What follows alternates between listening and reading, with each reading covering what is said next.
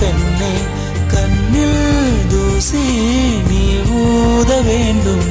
ஐயோ ஏன் இந்த சாபம் எல்லாம் என்றோ நான் செய்த பாவம். பகலும் இரவாகி பயமானதே அம்மா, விளக்கும் துணையின்றி இருளானதே.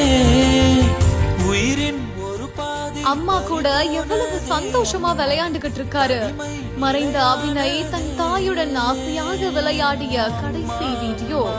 இப்படியெல்லாம் சந்தோஷமா வாழ்ந்த மனுஷனுக்கா இப்படி ஒரு நிலைமை என்று பார்ப்போரையே கலங்க வைத்த வீடியோ காட்சி.